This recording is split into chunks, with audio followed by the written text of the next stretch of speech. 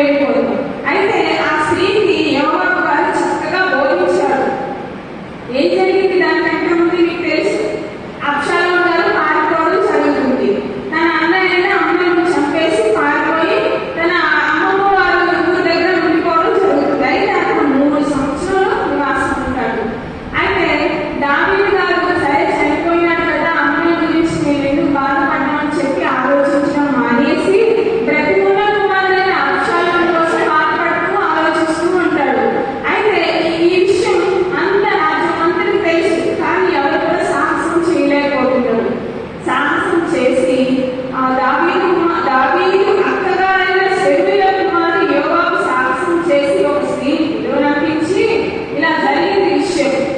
జరిగింది కాబట్టి నువ్వు వెళ్ళి రాజుగారితో నేను చెప్పినట్టుగా మీరు మాట్లాడండి అని చెప్తున్నారు అన్నమాట. రాజుగారి దగ్గరికి వెళ్ళి నేను చెప్పాను కదా అలాగే మాట్లాడు, దుఃఖముఖంగా వెళ్ళు, నువ్వు సంతోషంగా వెళ్ళద్దు. వెళ్ళావంటే నీకు బాగున్నట్టు రాజుగారికి తెలియదు, నువ్వు నటిస్తున్నట్టు తెలిసిపోతుంది. కాబట్టి నువ్వు దుఃఖముఖంతో ఎలాగంటే ఎప్పటి నుంచో బాధలో ఉన్న దాని వల్లే వెళ్ళి రాజు దగ్గరికి వెళ్ళి నువ్వు మాట్లాడు అని చెప్పి యోవాబు గారు ధైర్యం ఇచ్చి ఆ తెగవాసిని పంపించడం జరుగుతుంది. పంపించిన తర్వాత ఆ స్త్రీ రాజుగారితో మాట్లాడతారు. చూడండి 4వ వచనం చూసుకున్నట్లయితే 4-5 వచనం చదువుకుందాం. రాజా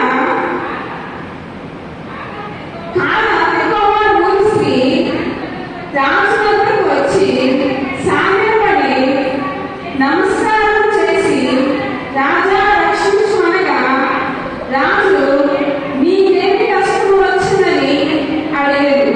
అందుకు ఆమె నేను నిజముగా విధవరాలను, నా పెళ్లికి చనిపోయాడు. యోవాబు గారు చెప్పినట్లు రాజు దగ్గరికి వెళ్ళి రాజా నన్ను రక్షించు, రాజా నన్ను రక్షించు అని అడుగుతున్నప్పుడు రాజుగారు చెప్తున్నారు. చూడండి ఏమంటున్నాడంటే నీకేం కష్టం వచ్చిందమ్మా, నీకేం బాధ వచ్చిందమ్మా అని అడిగినప్పుడు చెప్తున్నామే నా భర్త చనిపోయాడు, నేను నిజముగా విధవరాలి అని చెప్తూ నాకు 2 కుమారులు ఉన్నారు. ఆ కుమారులు పొలంలో పెళ్లిలాడుతూ గొడవ వేసుకుంటూ తగాదా వేసుకుంటూ పెళ్లిలాడుతున్న సందర్భంలో ఎవరు విడిపించలేని సందర్భంలో వారిలో ఒకరు చనిపోయాడు. చనిపోయాడయ్యా, ఆ ఒక్క కుమారుడు నిలబడి ఉన్నాడు. అయితే నా భర్త గారి యొక్క బంధువులు వచ్చి ఆ కుమారుని చంపేస్తాము, ఆ కుమారుని ఉండలిప్పుడు చంపేస్తాము, వాడిని చంపాడు కదా మీరు బ్రతకూడదు అని చెప్పి ఉద్దేశంతో వాడిని చంపేస్తామని అంటున్నారయ్యా అంటున్నప్పుడు రాజుగారు చక్కని ఒక మాటను తెలియజేసిన 11వ వచనంలో చూస్తున్నాం.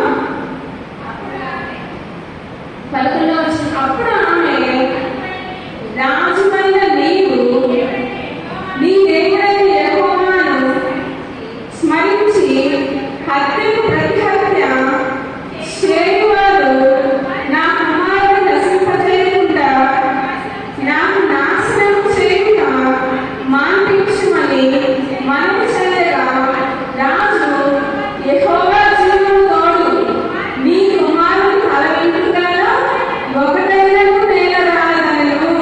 చూడండి ఆ రాజ్యంలో ఉన్న రాజుగారు ఇచ్చేసిన అభియాన్ని ఇచ్చేస్తున్నాడంటే ఒక ధైర్యాన్ని ఇచ్చేసి ఒక ఆజ్ఞను జారీ చేశాడు.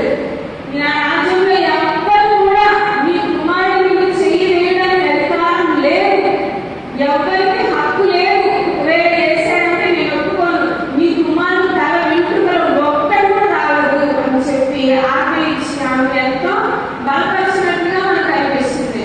అయితే ఆ స్త్రీ ఇంకొక మాట్లాడడానికి ఒక సాహసం చేస్తుంది. అది ఆమెకు సంబంధించింది అయితే కాదు, రాజుగారికి సంబంధించింది. ఒక సాహసం చేసి ఒక మాట అడుగుతుంది. చూడండి 13-14 వచనాలు కనిపిస్తుంది. అందుకు ఆ స్త్రీ దేవుని జనులైన వారికి విరోధంగా నీ